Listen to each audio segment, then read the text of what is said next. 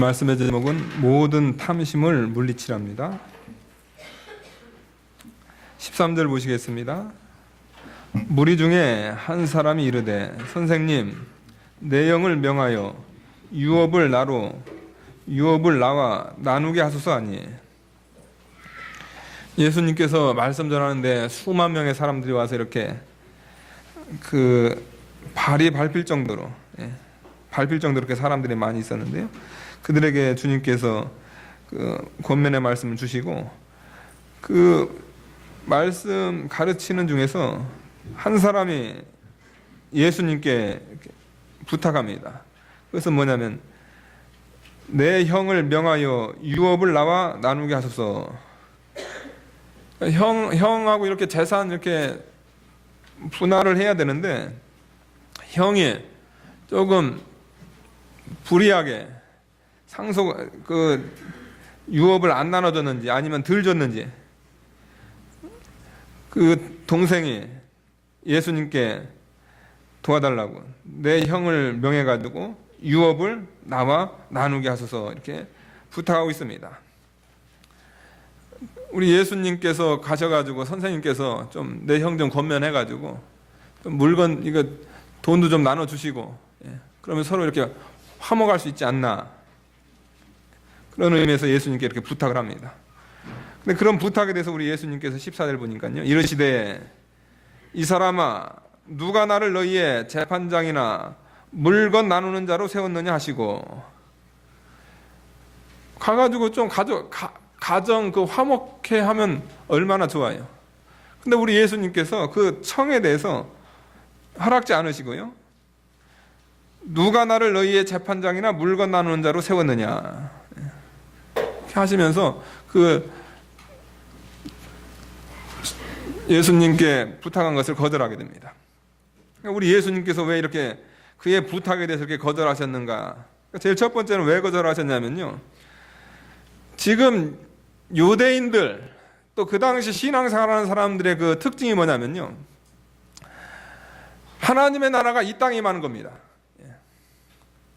하나님의 나라가 이 땅에 임해가지고 그 땅에서 사람들이 서로 물건도 잘 나눠가지고 또 동생들하고 형이 유업도 잘 나눠가지고 하나님의 나라가 이 땅에 임하는 줄 알고 그들은 그렇게 메시아를 기다렸고, 또 그 메시아가 이 땅의 그 정치적인 그런 나라로서의 그런 독립, 로마 식민지로부터 그런 독립이라든가 또 이렇게 먹는 문제라든가 경제적인 문제라든가, 하나님의 나라가 메시아가 오게 되면은 이런 땅의 문제 해결해 줄 알고 그들이 그것을 고대하고 있었다는 겁니다.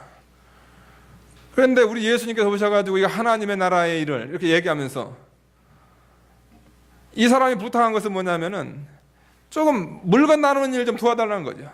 근데 예수님께서 하실 수도 있었지만 안 하셨습니다. 왜 안 하셨냐면은 예수님의 그 이미지가 지금 그들이 고대하는 그런 메시아상, 이 지상나라의 그런 무슨 행복이라든가 이 지상에서 뭘 이루고자 하는 그런 모습으로 비치지 않게 하기 위해서, 또 그런 마음을 그들에게 더 품게 하지 않기 위해서 우리 예수님께서 일부러 안 하셨다는 겁니다.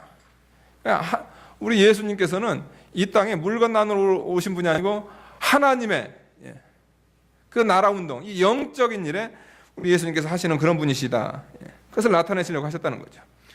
그러니까 여러분들, 우리 교회가 할 수 있는 일이 많이 있습니다. 우리가 하나님의 사람들이 할 수 있는 일이 있어요. 가서 좋은 일 할 수 있다는 겁니다. 그런데 우리가 예수님을 본받아 가지고요, 우리가 거기에 너무 치우치면 안 됩니다.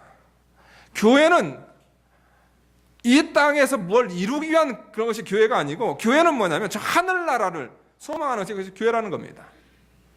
그런 의미에서 예수님께서 이 사람아 누가 나를 너희의 재판장이나 물건 나누는 자로 세웠느냐 이렇게 말씀하고 있습니다. 그리고 두 번째로 우리 예수님께서 그의 청을 이렇게 거절하신 이유가 있는데요, 그것은 뭐냐면은 세상 나라의 권세와 그 다음에 하나님 나라, 그 나라의 그 권세를 우리 예수님께서는 그걸 구분하고 싶으셨어요. 세상 나라는 세상 권세가 있어가지고 재판장도 있고 거기서 물건도 나눠주고 합니다. 그런데 예수님의 나라는 그거 하는 나라가 아니라는 거죠.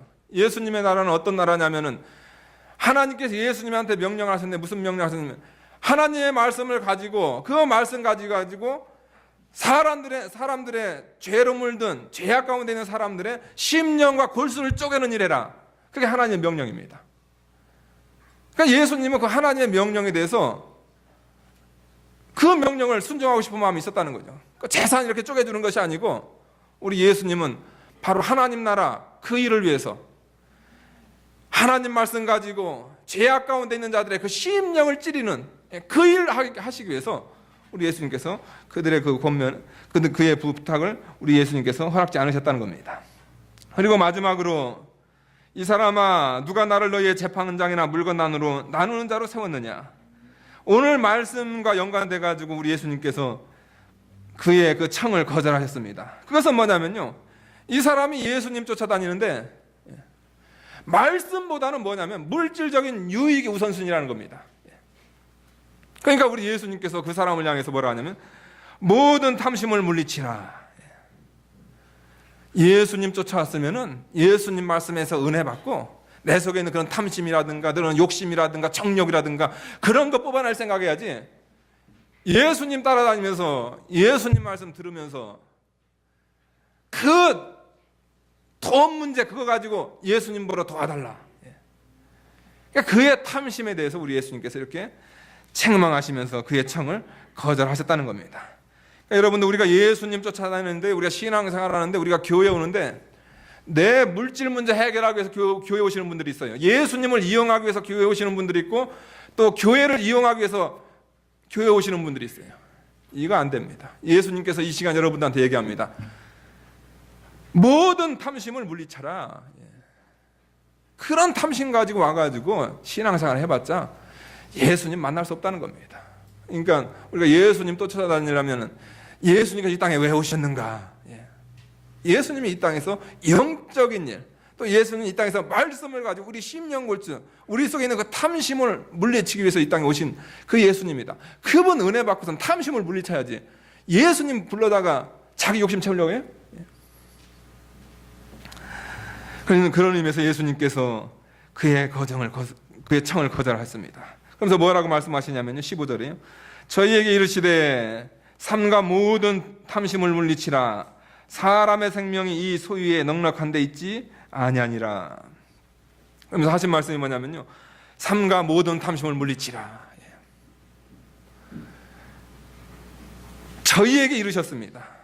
그 한 사람이 와가지고 얘기했지만은 이제 이 말씀의 대상을 모든 성도들에게 있어서 우리가 삼가 조심해야 될 거, 우리가 반드시 해야 될 일, 또 2014년도 우리가 해야 될 일이 있는데 그것은 뭐냐면요, 모든 탐심을 물리치는 겁니다. 물질에 대한 욕심, 이 욕심을 우리가 물리쳐야만이 우리가 예수님을 제대로 섬길 수 있다. 그것을 얘기하고 있습니다. 그러니까 성도는 모든 탐심을 물리쳐야 된다. 이것을 얘기하고 있고요. 왜 탐심을 물리쳐야 되냐면요, 사람의 생명이 그 소유에 넉넉한 데 있지 아니하니라.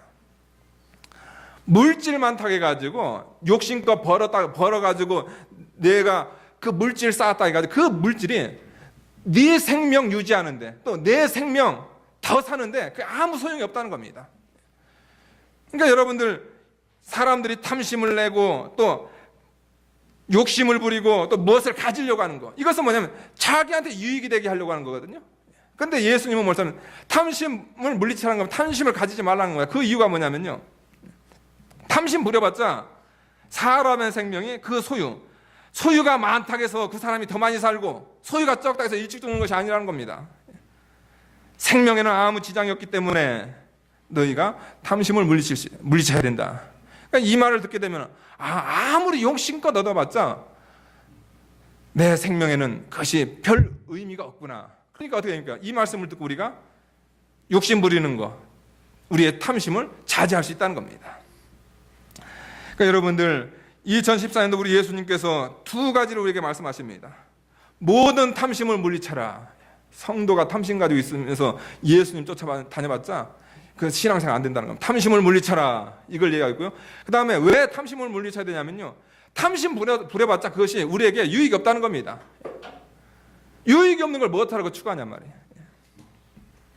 그러면서 이 말씀에 대한 그 비유를 이렇게 들으십니다. 16절 보니까요. 또 비유로 저희에게 일러 가라사대 한 부자가 그 밭에 소출이 풍성함에 심중에 생각하여 가로되 내가 곡식을 쌓아둘 곳이 없으니 어찌할꼬. 또 가로되 내가 이렇게 하리라. 내 곡식을 헐고 더 크게 짓고 내 모든 곡식과 곡물을 거기에 쌓아두리라. 또 내가 내 영혼에게 이르되 내 영혼아 여러 해 쓸 물건을 많이 쌓아두었으니 평안히 쉬고 먹고 마시고 즐거워하자. 어떤 한 부자가 있었습니다. 근데 그 부자가 그 밭에 소출이 많아요. 많은 것을 거뒀습니다. 소출이 풍성함에 그가 고민을 합니다. 17절 보니까 심중에 생각하여 가로되 내가 곡식 쌓아둘 것이 없으니 어떻게 할꼬. 많은 소출이 있어요. 많은 것이 있습니다. 그런데 고민되는 것은 뭐냐면요, 옛날에 쌓아둔 창고가 너무 작단 말이에요. 그래가지고 그가 고민을 하면서 뭐라 하냐면 내가 어떻게 할꼬. 그러니까 여러분들, 이 세상을 사는 사람들의 제일 첫 번째 특징은 뭐냐면요, 그 물건에 대해서 어떻게 할 줄을 모릅니다. 하나님께서 풍성하게 복을 주셨어요. 그 복 주신 것을 가지고 어떻게 사용할 줄을 몰라요. 그것이 하나님을 모르는 사람들의 그 첫 번째 특징이라는 겁니다. 어떻게 할꼬? 그냥 욕심으로 가득 차 있기 때문에 그 욕심으로 말미암아 자기가 가지고 있는 그 하나님께서 주신 그 일종의 복인데 그 복을 어떻게 사용할 줄 모른다는 겁니다. 그래가지고 그가 생각하고 한 게 있는데 뭐냐면 18절 보니까요, 또 가로되 내가 이렇게 하리라. 내 곡식을 헐고 더 크게 짓고 내 모든 곡식과 곡물을 거기 쌓아두리라. 그가 생각하는 것은 뭐냐면 그 좁은 지금 창고를 다 헐어버리고 더 크게 짓는다는 거죠. 더 크게 져가지고 어떻게 하냐면 거기다가 내 곡식 또 내 물건 거기 다 쌓아두리라. 그가 생각하는 것은 뭐냐면은 더 넓게 져가지고 거기다 그 물건을 쌓아두는 것이 그 사람의 결정된 상황이었습니다. 여러분들, 여기서 예수님께서 저축하는 거, 곡식 저장하는 거, 그거 여러분들 예수님 그거 책망하시는 게 아니에요. 그거 정죄하시는 것이 아닙니다. 여기서 예수님께서 정죄하고 싶으신 것은 뭐냐면요, 그의 탐심이라든가 그의 욕심이요 끝이 없는 거죠. 요한계시록에 나오는데 무적행입니다. 무적행은 뭐냐? 끝이 없는 것이 무적행이에요. 그러니까 인간의 욕심이라는 것은 뭐냐면요, 끝이 없어요. 끝이 없어가지고 올해 풍성하니까 올해 이제 창고 헐고선 더 넓혔어요. 그 다음에 내년에 풍성하면 그 사람 어떻게 할까요, 여러분들? 그 사람은 그 물질을 어떻게 쓰는지 몰라요. 그래서 내년에 어떻게 합니까? 지은 창고 또 헐고선 또 져요. 또 넓히고 평생 그것만 하는 거죠. 바로 예수님은 그런 죄악을 우리 예수님께서 지적을 하시는 겁니다. 그의 관심은 뭐냐면 물질에만 있고, 또 그의 관심은 물질을 계속 쌓아두는 데만 관심이 있고, 그의 관심은 뭐냐면 하나님께 대한 관심은 없어요. 선악에 대한 심판이라든가 이런 건 없다는 겁니다. 물질 쌓아놓는 것이 그게 유일한 낙입니다.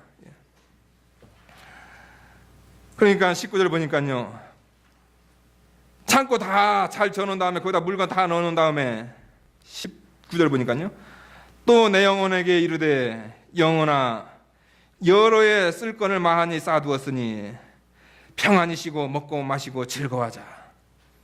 창고 넓히고 거기다가 창고에다가 물건 다 쟁겨놓은 다음에 뭐라고 하냐면 내 영혼아,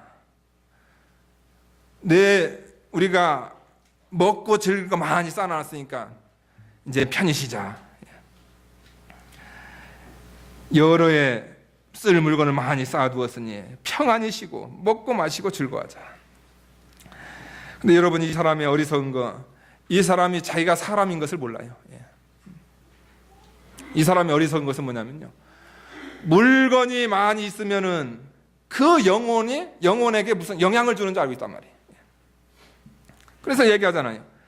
창고에다가 곡식과 곡물 많이 쌓아놓은 다음에 뭐라고 하냐면 내 영혼아 여러 해 쓸 것 많이 쌓아놨으니까 이제 평안히 쉬고 먹고 마시고 즐거워하자. 그런데 성경에서 뭐라고 하냐면요, 천만의 말씀이다. 인간이 쌓아놓은 그 물질은 생명에게도 아무 유익이 없고 그 물질은 인간의 마음에도 아무 유익이 없다고 합니다.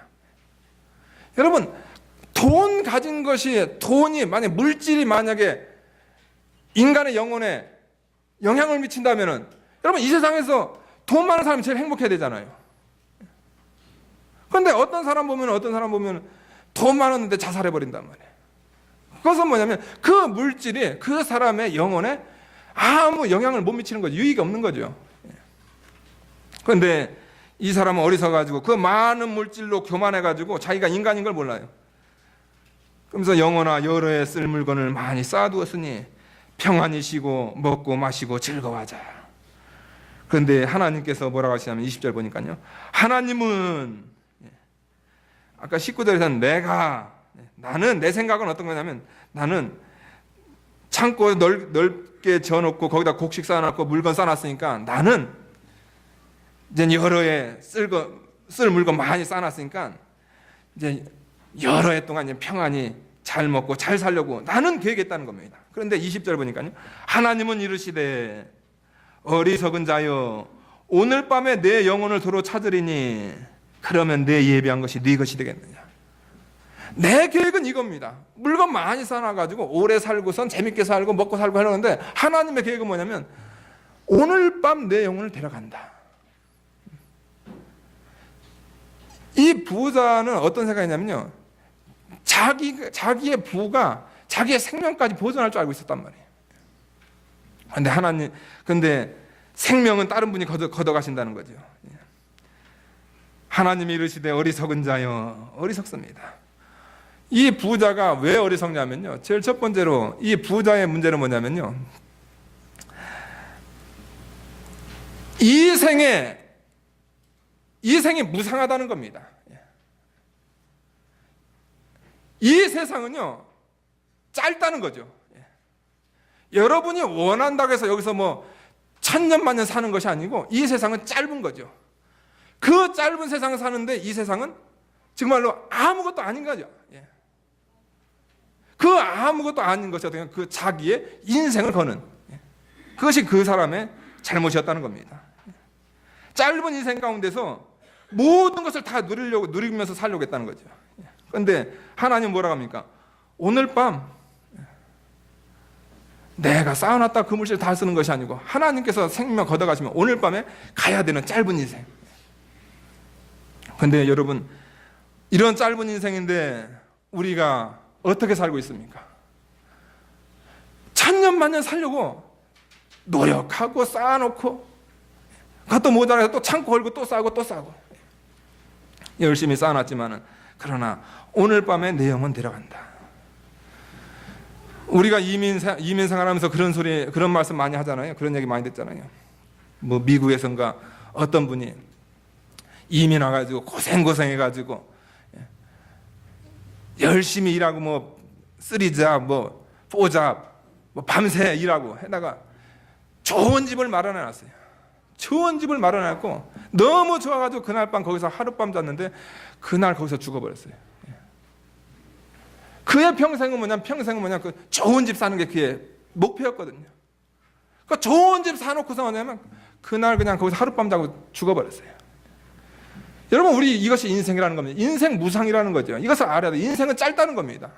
이 짧은 인생인데 이 인생 가운데서 우리가 하나님을 기억하는 것이 아니고 끝없는 그 탐욕, 탐심, 계속 끝이 안 보이는 그것을 추구하는 얼마나 어리석은 그런 존재입니다. 그것을 우리에게 말씀해 주고요, 이 비유를 통해서 두 번째로 우리에게 말씀하시는 것은 뭐냐면 물질은 생명에 아무 영향을 못 끼친다는 거죠.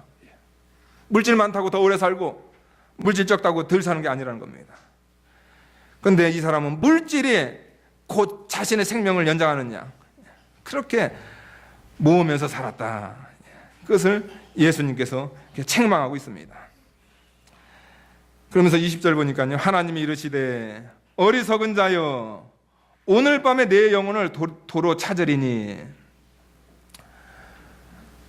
우리 생명은 여러분들 내가 살고 싶다고 사는 것이 아니고, 여기 나온 이것은 뭐냐면 3인칭입니다. 3인칭으로 나오는데요.